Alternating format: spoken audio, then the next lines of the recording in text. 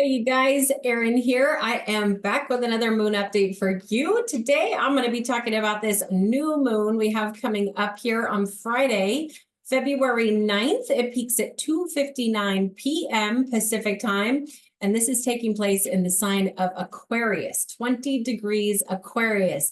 In my opinion, this is the most fascinating sign of the zodiac. Very interesting energy. In fact, throughout my studies of astrology, this was, even though I've got two siblings who are in Aquarius, and I've also got a very, very dear friend who's in Aquarius, this was the one that was the most difficult for me to really understand. It took really years of studying before I went, I get it now. I get it. So what I will do in this recording is I will do my best to break down this sign of Aquarius for you so you know how to work with this energy. In case you're new to my recordings, what I work with basically is showing you how to work with these moon cycles, okay? Anytime we have a new moon, it's a time to manifest new beginnings or growth that are related to the zodiac sign in which that new moon takes place.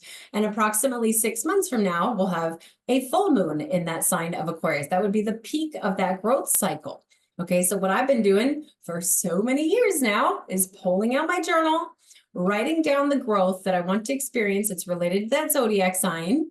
And then what I like to do is I like to take a few gemstones that resonate well with that zodiac sign the moon is transiting through, and I like to put them on top of my journal. I put that journal either up on a windowsill. Sometimes I'll actually put it up on my mantle that's above my fireplace, wherever works best for you. You can always find a full extensive list of gemstones that resonate well with the sign the moon is transiting through in the description below my videos. But of course, I like to mention them in the recording as well. But I want to say this right off the bat. If you don't have any gemstones that resonate well or that are on that list, that's perfectly okay. We just work with what we've got. Okay, so I'm going to tell you how to work with this energy. I'm going to tell you how to really tap into this Aquarius energy so you can figure out how you want to grow in these ways over these next 6 months. Of course, I'm also going to pull up the chart and show you some extremely powerful energies. We've got just about 4 or 5 days, maybe it's a week after this new moon, really powerful stuff coming through, and it is coming through this sign of Aquarius. So again, I want to put a lot of emphasis on the sign of Aquarius for you guys. And of course, I'm also going to be talking about certain parts of the body that are ruled by the sign of Aquarius, because these parts of our body become more sensitive anytime the moon transits through the sign of Aquarius, but most prominently when it's a new or a full moon in the sign of Aquarius, and especially considering we are going to have an abundance of planetary energy going through the sign of Aquarius in this month of February. So it's definitely a good idea to pay a little extra attention to these parts of our body. So of course, I will also be mentioning some potential herbal remedies to help support these parts of our body. And I will, again, be mentioning some gemstones that resonate well with this zodiac sign of Aquarius. Okay, now also, I also want to mention this. We are constantly experiencing all kinds of growth cycles. Some that are based on lunar cycles, some that are just only based on our natal chart alone, based on our progressions, all sorts of things. But I really put a lot of emphasis on working with these lunar cycles because I've been doing this for so long, and I would not continue to do it if I didn't see such incredible results from it. I have a whole load of clients who can't believe what they've manifested into their life working with this kind of energy. Another thing to mention here, of course, we all experience this new moon. It's at 20 degrees Aquarius. We all experience as a collective, but it's also going to be extremely unique to each and every one of us. And how you can see what area of your life this is specifically manifesting for you is you want to pull out your natal chart and you want to see which house in your natal chart the sign of Aquarius rules. If you're using Placidus or Coke or Regimenta, if you're using other house systems, you need to see exactly where 20 degrees Aquarius comes through in your natal chart. Personally, I like working with the whole sign house system when it comes to these lunar transits. Now, another thing to mention here, if you've had a reading with me, you can go back to the video recording. I always offer you a free video recording. Of course, I don't record if you don't want me to. Most people want the recording though. You can go back to that video recording and review it to see which area of your life this sign of Aquarius is coming through, which house in your natal chart this sign of Aquarius comes through. Another thing to think about is, do you have anything in your natal chart near 20 degrees Aquarius, or maybe trining that near 20 degrees Libra or Gemini, or maybe opposing that near 20 degrees Leo? There's all kinds of things that we can apply this energy specifically to your own natal chart. Another big one to look for, if you are somewhat familiar with your natal chart, if you've got it right in front of you. And by the way, if you are not familiar with your natal chart, there's a bajillion ways to calculate your natal chart for free online. Just go to any search engine. I mean, there's astro.com, there's cafeastrology.com, there's astroseek.com, there's just a million of them. And you're gonna have to know approximately what time you were born in order to do this, but it'll calculate it for you. And that way you can pull up your natal chart and see, do you have anything near 20 degrees Aquarius? But another big one that I'm gonna put a lot of focus on is 0 degrees Aquarius. If you have anything, whether it be Mercury or Jupiter or Mars or the sun or moon or whatever it is, even a midpoint or your MC or your rising sign near 0 degrees Aquarius, wow, you are in for a wild ride over this next few weeks. Okay, so again, I'll put some focus on that. All right, so there's that. Let's start with the sign of Aquarius. Aquarius is what we call the fixed earth sign. Okay, now when I say fixed, what I'm talking about is an ability to kind of get into a rhythm of something and stick with it. Stick with something in a steadfast way. Okay, I do this every single Tuesday at 10 o'clock, that sort of thing. In the element of air, it's very much about intellect. In fact, the sign of Aquarius is really considered the genius of the zodiac, okay? Now, all the air signs, Gemini, Libra, they're all associated with intellect, but Aquarius is like, the motto for Aquarius is, I know, okay? This is a very highly intellectual energy. Now, does that mean every single person who's born under the sign of Aquarius is gonna be a genius? By no means, but generally speaking, they tend to be able to come up with like genius ideas out of nowhere, that sort of thing. It's a highly intellectual energy. Sometimes when you look up, say, keywords to describe the sign of Aquarius, you'll see things that will say like cold and detached. Now that doesn't sound very appealing, but it's actually about detaching from emotions to understand the situation intellectually rather than getting wrapped up in those emotions. Again, does that mean just because somebody's an Aquarius, they don't have emotions? Absolutely not, because there's so much more to the natal chart.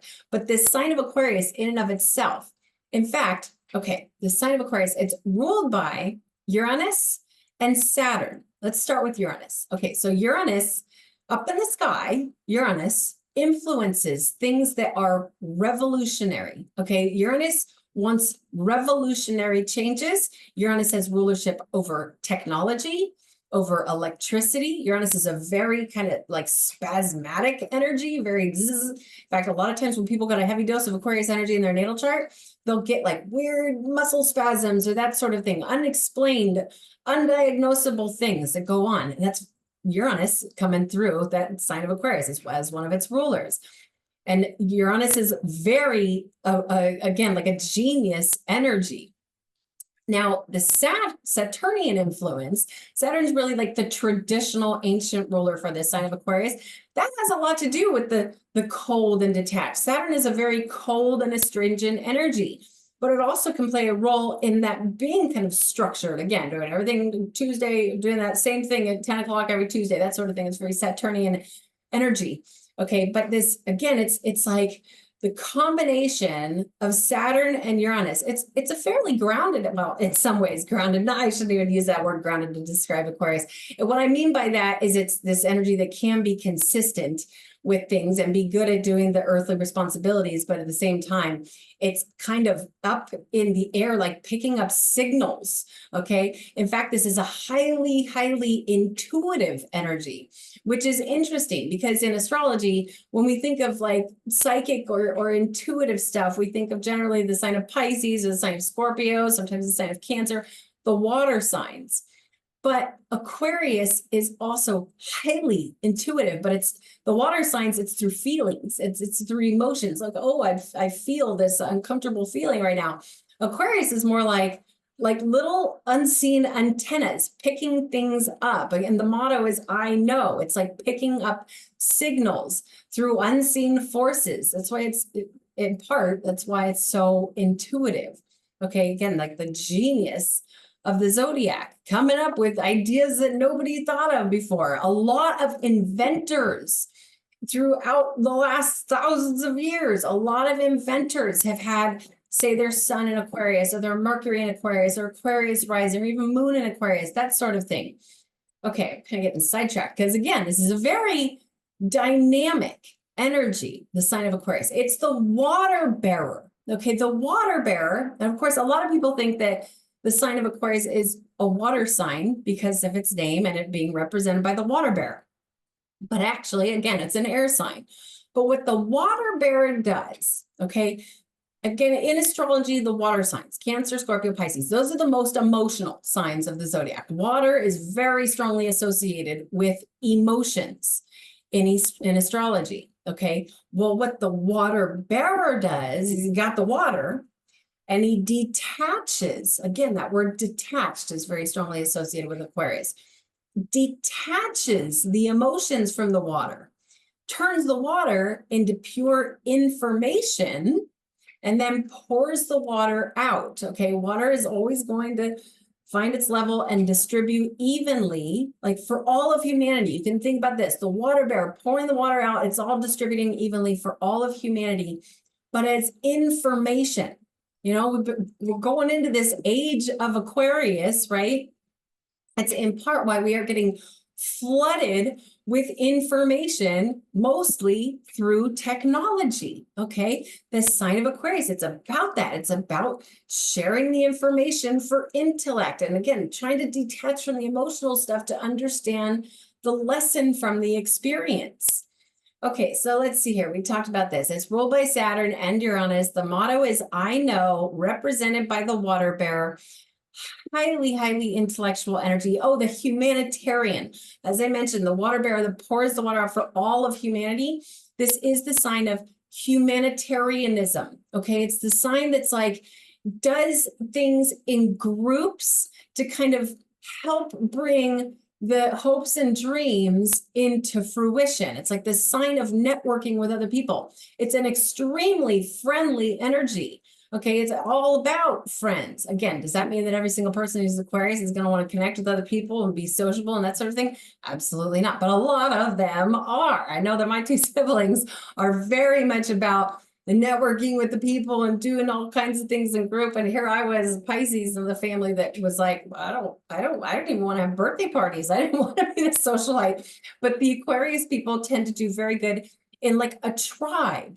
But it's also this sign that's about individualism, okay, being extremely unique from everybody else. If you think about us going into this age of Aquarius and people are coming up with these like wild new styles, got to be totally unique. And of course, the things pick up on a trend and that sort of thing. But there's some really, really mind-blowing things that people are, you know, doing to themselves and their body and their hair and their style of clothing, because it's this Aquarius energy that wants to be unique. It wants to be against status quo. It wants to go the opposite direction that everybody else is going in a certain sense, okay? It wants to be against status quo. It wants to be unique, but at the same time, it does very well with all of humanity. It does well with groups.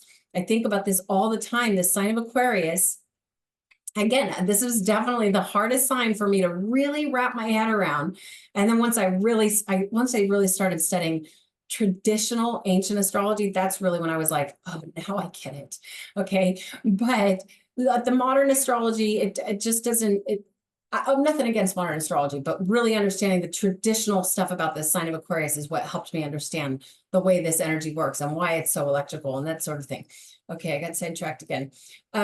This sign of Aquarius. Oh, we could have a room full of 10,000 Cancers in a room, and I'd be able to see the similarities in them. We could have a room full of 10,000 Tauruses in a room, and I'd be able to see the similarities.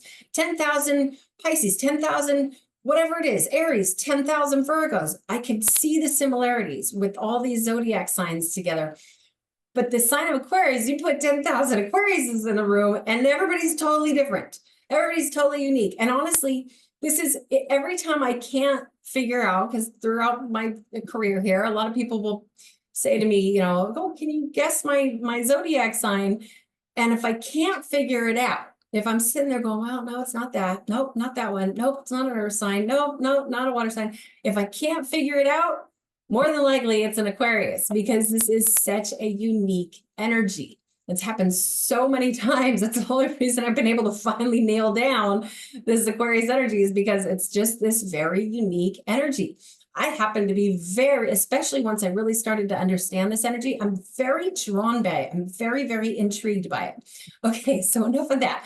How do you want to grow in these ways? How do you want, maybe just even the fact that it's a fixed sign. In fact, we've got a square going over to Uranus and Taurus that can help if you want to make some changes to help it stay fixed, okay, doing it consistently. Maybe you want a bigger network of friends. Maybe you want to start getting more comfortable with technology. You know, this whole thing about going into this age of Aquarius and us getting flooded with the information through technology, and this also being the sign of humanity.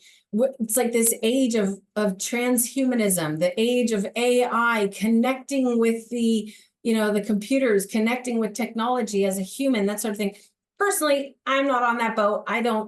Honestly, I know a lot of people will use the AI system to even do their homework or, you know, design their website or whatever it is, do their little write-up, that sort of thing.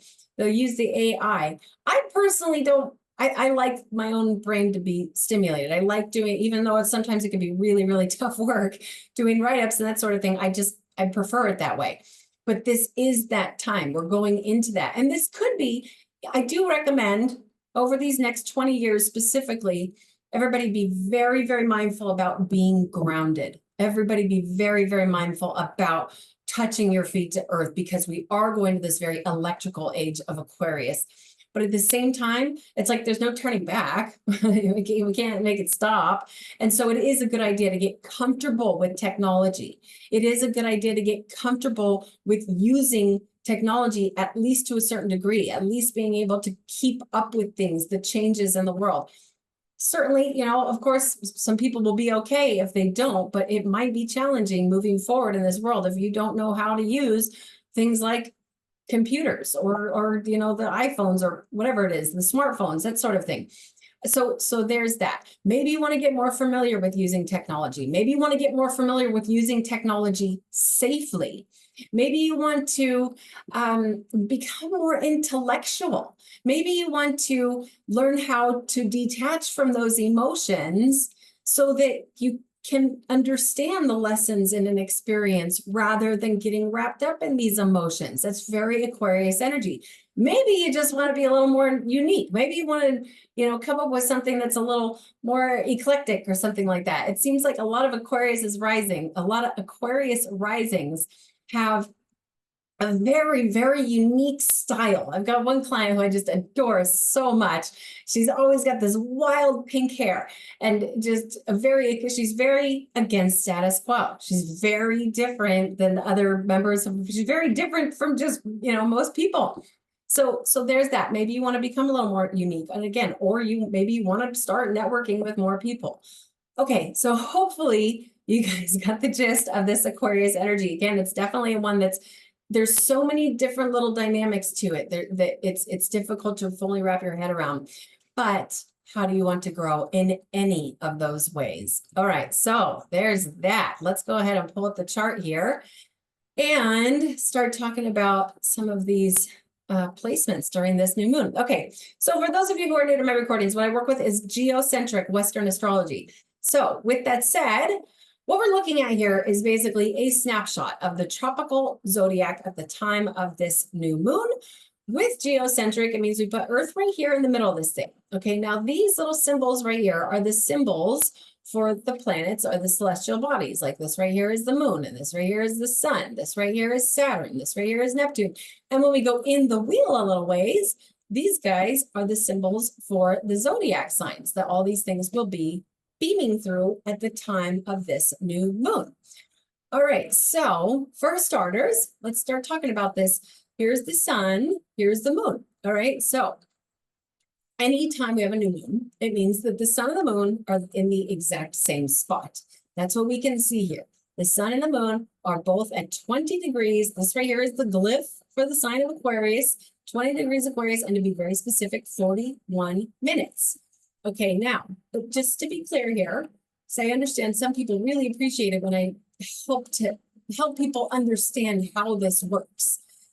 The moon goes around this thing every single month. Okay, the moon goes boogies around this zodiac every single month. But meanwhile, the sun takes a whole year to go around this circle.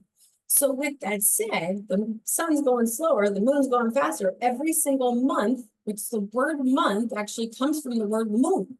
Month. I know a lot of my friends actually call them months instead of months, okay? And it's so because of that, the moon catches up to the sun every single month, and that's what creates a new moon. It's the sun is the father, the moon in Western astrology, the sun is the father, the moon is the mother, and they come together every month to create a baby, an energetic baby that really does grow over the next 6 months, again, till we have that full moon in the sign of Aquarius. Okay, so at 20, oh, and also I'll point this out as well. So if you take the time to look this stuff up on your own, if you look at, if you pull up the chart based on your location, you will find that the sun and the moon will both be at 20 degrees Aquarius at the time of this new moon, but based on your location, they could be in other places throughout the circle. Okay, for everybody on Earth, it's going to be at 20 degrees Aquarius. But if let's say you're over in New York, then the sun and the moon will probably be somewhere over here. Or if you're, say, over in the UK or something, sun and moon might be over here, something like that.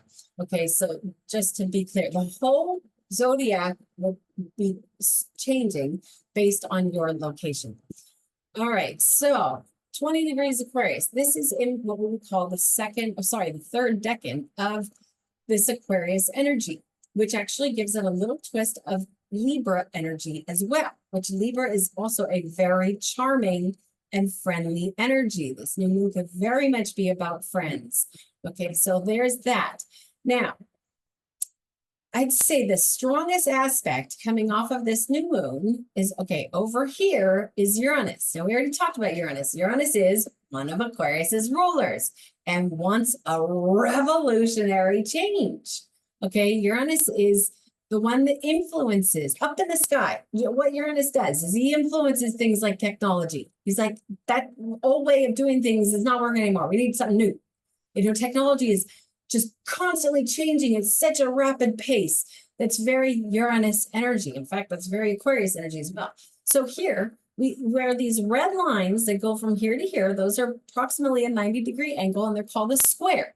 So we've got the sun and the moon squaring Uranus going through the sign of Taurus. So we've got the sun and the moon squaring the ruler of the zodiac sign that the sun and the moon are in. That's a very, very strong conversation that's going on between the sun and the moon and Uranus. Okay, and these particular aspects called squares, they will create a force, even though they're not necessarily like the most flowy, harmonious connection. Sometimes these squares can create a tension in people, and it's really important to understand that we all experience this very, very uniquely. Okay, it really does depend on how this is hitting your own natal chart. But for some people, this really could create some internal tensions. I don't want to do this, but something forces it to happen with a square. Now, with that said, these are in fixed signs. Again, Aquarius is fixed. This right here is Taurus. Taurus is a fixed sign as well. Uranus is going through Taurus all the way till, I believe it's 2025, 2026. But regardless, this is, because it's in fixed signs, that force of the square, let's say you want to make a change. Let's say you're like I said, I want to start doing this thing at 10 o'clock every single Tuesday. Okay, well, you set the intention, write it down in your journal with this fixed energy that's, between, let's rewind here. Okay, we've got the new moon, time for new beginnings, having this conversation with Uranus, who wants to create a change, and the conversation is in fixed signs. So you make the change, and it has a better tendency to stay fixed. It has a better tendency to make that last. Okay, so that's, in my opinion, I mean, of course, there's always pros and cons to everything in astrology, but I always like to focus on the positive. And I do think that is a very opportunistic kind of connection going on between these celestial bodies. I've already talked so much about Uranus going through Taurus, going on for at least another couple of years here, which is maybe another year and a half, 2 years.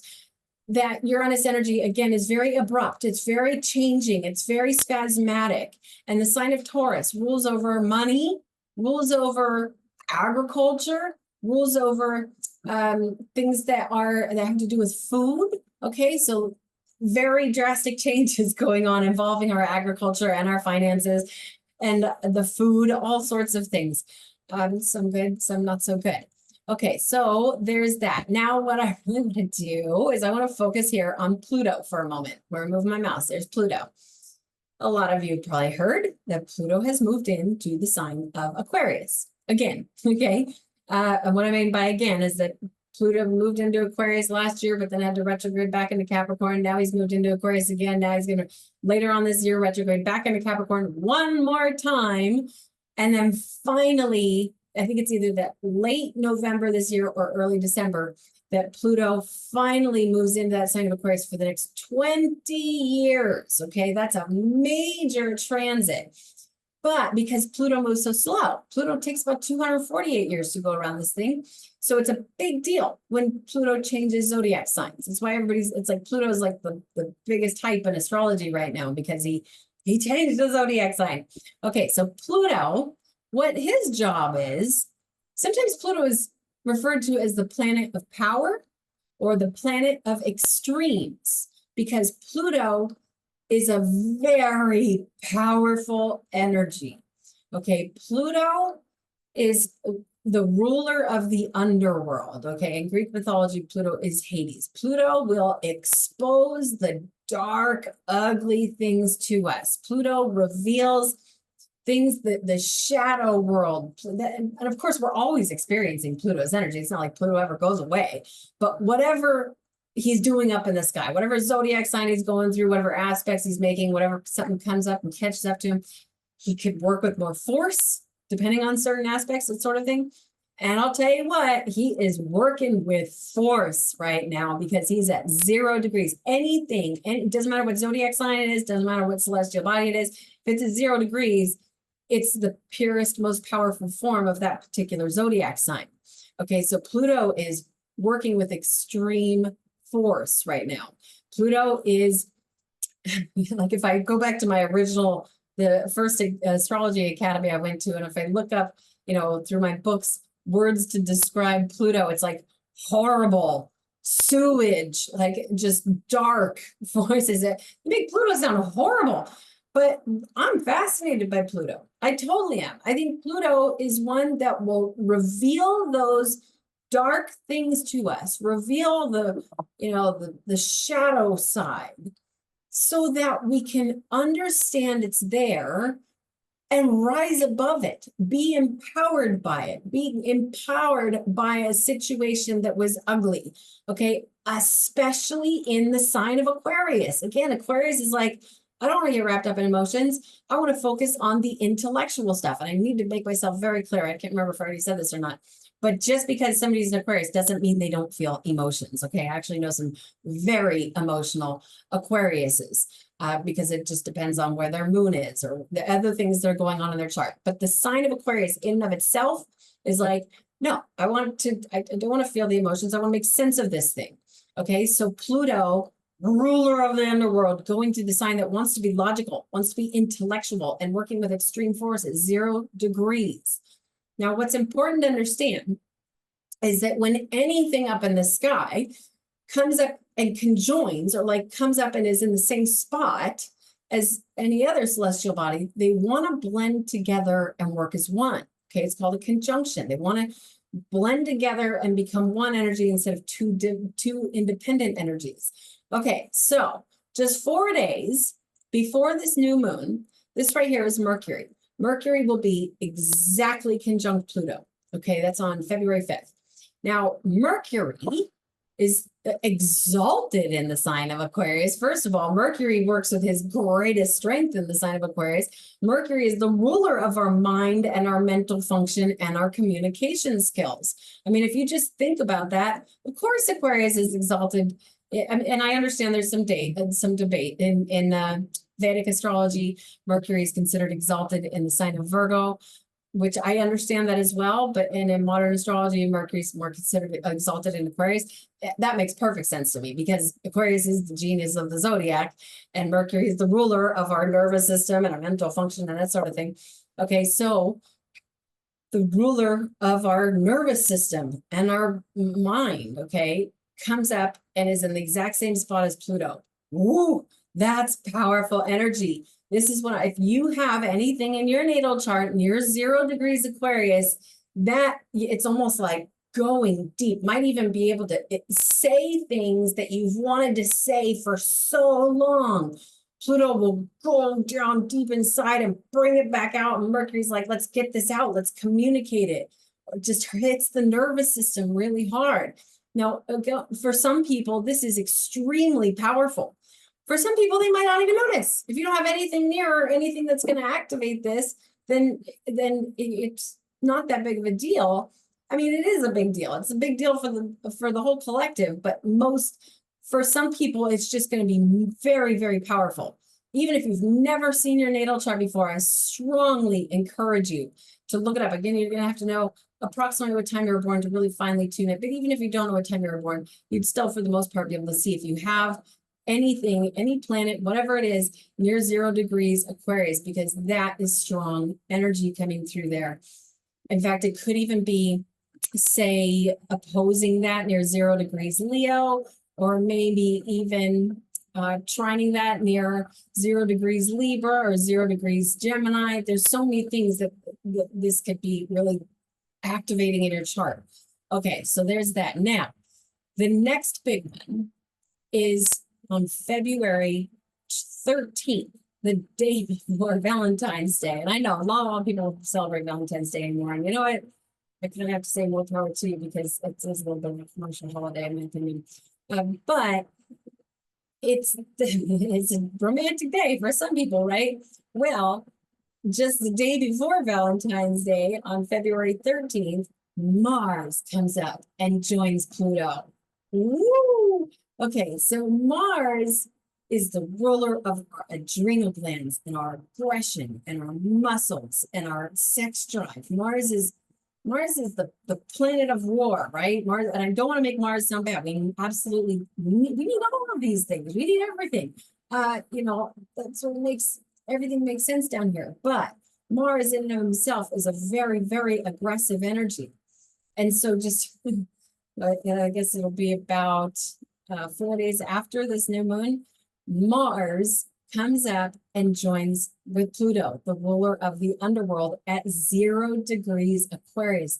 That's incredibly powerful energy. Now, am I trying to say something major is going to happen on February 13th? No, not at all. But for some people, again, it definitely very well could. Now, moving forward just a few more days, it is on February 16th. My goodness, that's one of my very dear friends' birthdays as well.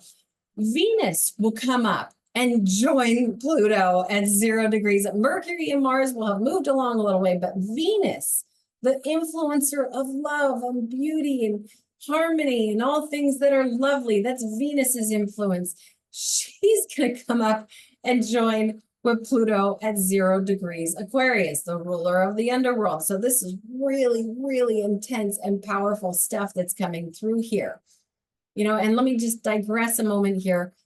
For the actual time of this new moon, Mars is actually in a pretty good spot. He is creeping up on Pluto. He's pretty close. But Mars in the sign of Capricorn, he loves to be in the sign of Capricorn. This is his favorite spot to be because, again, Mars is like, when you think of, somebody who's ready to fight, somebody who's just, they're going in for an aggressive battle and they're going in it so fast and furiously that they don't even think about any kind of repercussions of injury or something like that. They just go after it.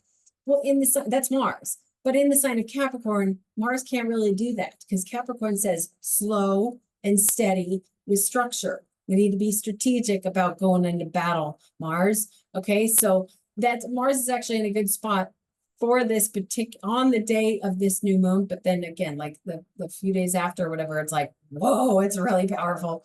Venus is also going through Capricorn. I kind of feel like Venus will be a little bit excited to get out of Capricorn. Again, she gets out of Capricorn on February 16th. And the reason I say that is because she's just been struggling. Venus, again, she's the influencer of love. Capricorn is a lovely energy, but it's much more about work and ambition. And so Venus, she's just not really herself in the sign of Capricorn. For some people, this could be a good thing for some people, especially if you say your sun or your Mercury or your own Venus or whatever is near 21 degrees Capricorn, then Venus might be bringing you some love or a female into your life or some beautiful music or some poetry or some art or something like that. But for the most part, just as a collective, Venus doesn't do so well in the sign of Capricorn. She's not debilitated, but she just doesn't like to be there so much. Okay, so enough of that. Okay, let's see, where should we go next? Let's go on to Saturn, going through Pisces briefly here. So Saturn, again, one of Aquarius's rulers, so he is a key player in this transit, meaning he's got some force coming through here. Going through the sign of Pisces. Now, as I've mentioned this so many times, Saturn's going through Pisces all the way until I think it's either February, March of 2026. So Saturn's got another couple of years going through the sign of Pisces. Saturn is the ruler of discipline and responsibilities. Pisces is the sign of mysticism and spirituality. For a lot of people, this is, making them get serious about their spiritual work and that sort of thing. But if you do have anything near 7 degrees Pisces in your natal chart, Saturn is trying to make you be disciplined with whatever that thing is in your chart that is near 7 degrees Pisces. And then we've got Neptune going through Pisces, mystical, magical energy that's almost too magical. Okay, that sounds silly. It's like, wait, what? Nothing can be too magical, but it's so magical. Neptune is Pisces ruler. Okay, if you're very new to this stuff, Neptune is Pisces ruler. Pisces is the mystic. Pisces is the sign of spirituality. Pisces is the sign that's completely detached from Earth and is much more about dreamland and that sort of thing. And that's because Neptune is one of Pisces rulers, okay? And so Neptune going through Pisces for another couple of years really influences that very magical, mystical energy, which is beautiful. But on the same token, if you've got anything near 26 degrees Pisces, it might be very difficult to be doing things that are of earthly, mundane responsibilities. Because Neptune's like, let's just go off into dreamland. Let's go get high, man. That's Neptune and the sign of Pisces are very strongly associated with altered states of consciousness and drugs. Okay. In fact, in the Encyclopedia of Medical Astrology, it's hilarious. If you look up, say things that, every planet or every celestial body is going to have rulership over or be associated with certain vitamins, certain nutrients, all sorts of things. Well, Neptune, when you look it up, it's like drugs. So Neptune is funny like that, especially going inside of Pisces. So be mindful of that. If you got anything near 26 degrees Pisces, I would be embracing that magical energy, but try not to get swept away too far away in that energy. Okay, where should we go next? I guess we'll talk about Jupiter going through Taurus real quick here. So Jupiter, the great benefic, the bringer of abundance and wisdom and luck and philosophy. And Jupiter he broadens things. He's the expander, and he's going through the sign of Taurus. If you have anything near 8 degrees Taurus, Jupiter's trying to make that thing a bigger deal, okay? But it's also Jupiter. Later on this year, I believe it's I think it's in May, when we have Jupiter and Uranus. Here's Jupiter. He's going to catch up to Uranus. As I talked about, Uranus is bringing the abrupt revolutionary changes to all things Taurus: food, money,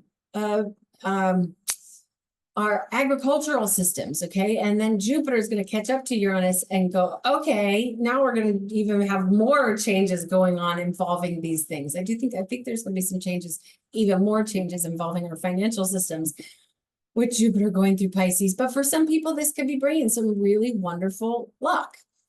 Okay, now let's see here. Let's talk about, I guess we'll do Chiron. All right, so here's Chiron approaching. Wow, look at that, just 1 degree away from the North Node.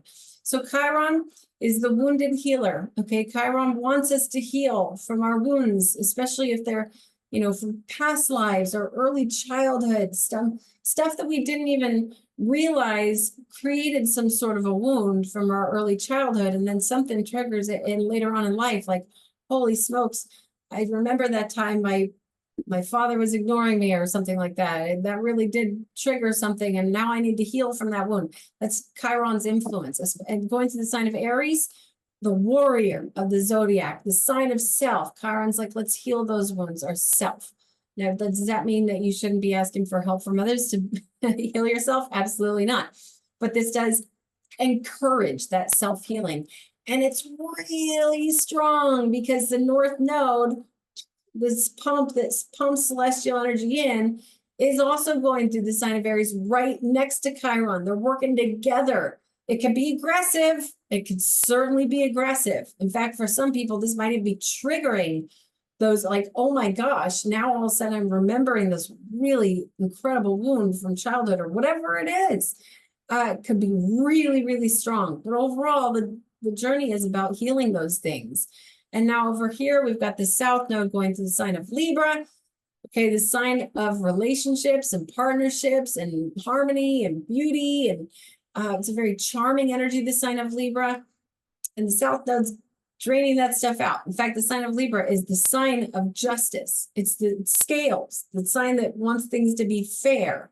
Okay, and it's got the drain point, the South Node, going through the sign of Libra. So that's really, really interesting, especially considering we are having an election this year. The drain point going through the sign of justice. I've mentioned that before, but it's definitely something that stands out to me. And in fact, this new moon, I'm just realizing this now, here's the sun and the moon. They're actually harmonizing. These blue lines, those trines, are harmonizing with the South Node. That can help encourage things to be flushed out, the stuff that isn't serving anymore, so that you've got more room for the new beginnings coming in. And also, they're making a sextile aspect with the North Node and Chiron over here. Those green lines that go from here to here, those create opportunity. Opportunity for the new beginnings coming from the North Node. That's the pump, okay? Brings the celestial energy in right next to Chiron, the wounded healer. They're together, they are creating this opportunistic connection with the sun and moon, which are creating the energy for new beginnings. Okay, that was a lot. I hope you guys were able to follow along there. Like I said, the sign of Aquarius is an interesting one to discuss about. But again, it's definitely one of my favorite zodiac signs. Just because it's so intriguing to me.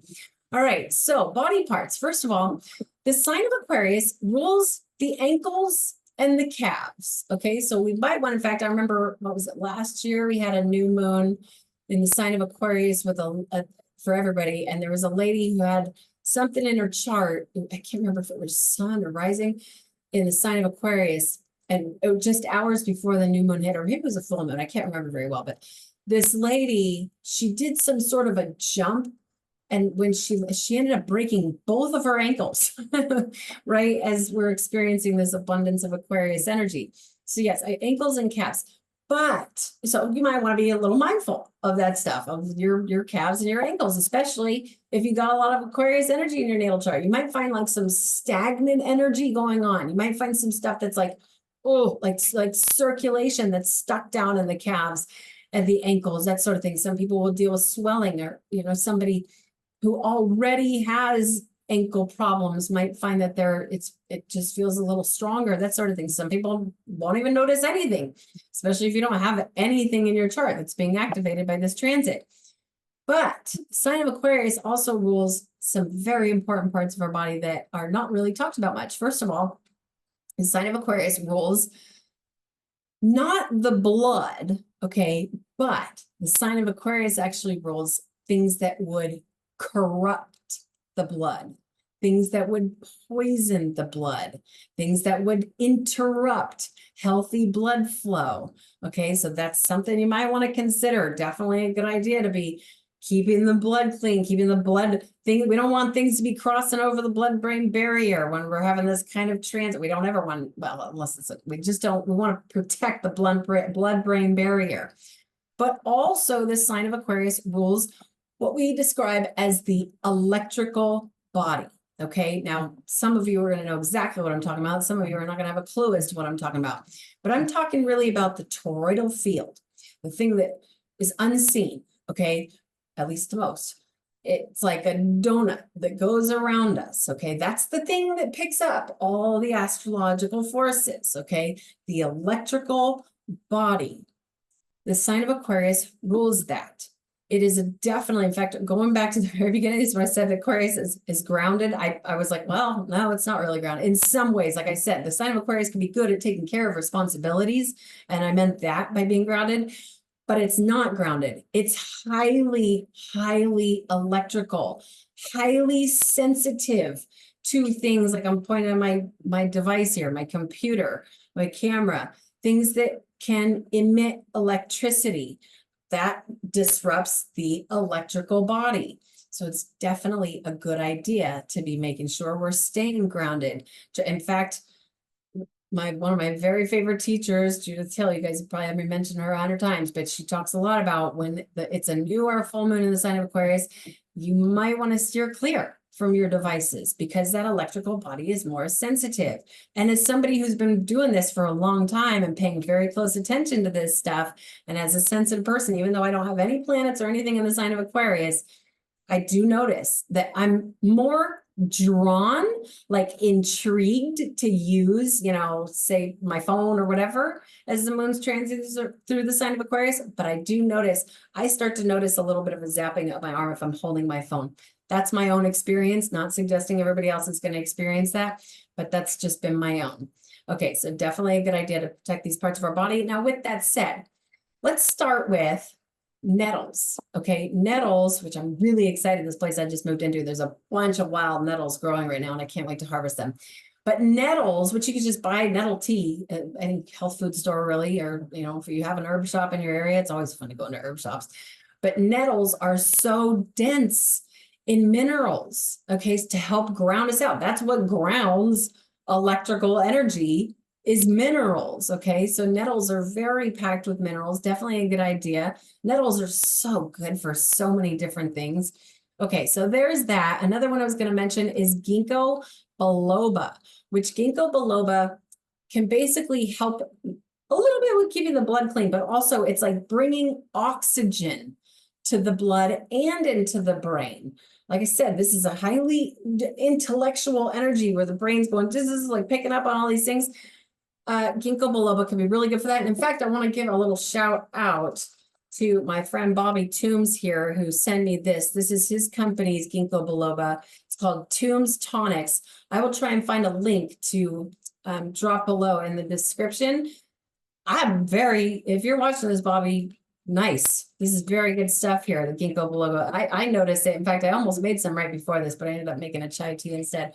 But that Ginko Boba, again, it can be good for just bringing the oxygen to the blood, bringing the oxygen to the brain, and just overall good energy. Then also rosemary. Rosemary is such a fantastic herb. I've grown it myself for so many years. It's really easy to grow. In fact, a lot of highways. I've driven through very many states in my day throughout the United States. Drove through a lot of different states and noticed wild rosemary, just giant wild rosemary growing on the side of the highway. You can even break some of that off or snip some of that off, come home, propagate it, put it in water, and it'll grow roots, and then you can plant your own rosemary. Rosemary smells so good. It's such an uplifting energy. And not only that, but it's also what they call a neurotropic, I think is how it's pronounced, which it's like stimulating, okay, but in a good way. And that's just by smelling it, just by smelling it. In fact, for so long, when my mother was in her final days, I lived with her and I took care of her, and she really was having a really difficult time with mental function. I'll just leave it that way. And she has a wood burning stove, had a wood burning stove. And so what I would do is I'd take a pot of water, have a fire going, and I would just put rosemary in the water, like put a pot of water on the wood burning stove, And the smell of, I put rosemary in that water. The smell of the rosemary was so lovely. And it was almost like it stimulated my mom's mind, but at the same time, calmed her down. Okay. So also rosemary, what rosemary can do. I mean, it's good for so many different things. Not everybody likes it, but I happen to love the smell of rosemary. But it can help, like I talked about, if you deal with like stagnation or like in the lower parts of the legs, the ankles or the calves, rosemary can help stimulate that and bring it back up so it gets up into the brain. It helps your whole entire circulation work better. Okay, so those are the 3 herbs that are, but I'm not a doctor and I'm not trying to offer any kind of medical advice, but those are the things that come to mind for me when I think about supporting the Aquarius parts of the body. All right, gemstones. The dedicated zodiacal birthstone for the sign of Aquarius. This right here is amethyst. I almost said aquamarine. Amethyst, which is a beautiful stone. I feel like everybody should have some amethyst. It's I mean, any crystal shop you walk into, you're going to see amethyst. It's a very, very popular stone, and it's a wonderful stone. This is one that can help to foresee. Part of the reason I love amethyst so much is because it's protective, but also amplifying. Okay, and it almost kind of like rosemary in the sense that it's stimulating, but also relaxing and soothing. And again, it can also help, depending on your natal chart and that sort of thing, this can also help stimulate to be able to foresee so that you know, just like the sign of Aquarius wants to know. Remember the motto, I know. Okay, another one. This is called a bogie stone. I hope I'm pronouncing that right. I've only read it. It's not a very common stone. I think it's mostly iron pyrite. And it's very, very grounding. Not every crystal shop is going to have this stuff, but it suits this Aquarius energy very well because it's super grounding, very, very protective. It's not necessarily like the most pleasing on the eyes kind of stone, but I love it. I love it. It's nice to hold. It's cooling. It's calming. It's very again, just overall grounding. But another one to mention here is hematite. Okay, just a little teeny piece of hematite here. Hematite not only resonates well with the sign of Aquarius, but let's say you're trying to study astrology, or you're trying to study something that's like super mathematical, or it's like intense brain stimulation, things that are like kind of futuristic or progressive, or things that are make your brain have to function really focused. And like, let's say you're trying to figure out how electricity works, that sort of thing. Hematite is great for that. Okay, if you're trying to invent something new, you might want to hang out with some hematite for a while. So those are the stones that I will be using and putting on top of my journal for this new moon. But again, I will always leave that full extensive list of stones that resonate well with the sign the moon is transiting through in the description below. Now, if you would like to schedule an astrology reading so that you can get that recording and always go back to it and see which area of your life is affected by anything astrological, please do visit erinwageastrology.com. You can schedule straight through my website. I do hope to hear from some of you, and until next time, namaste to all of you.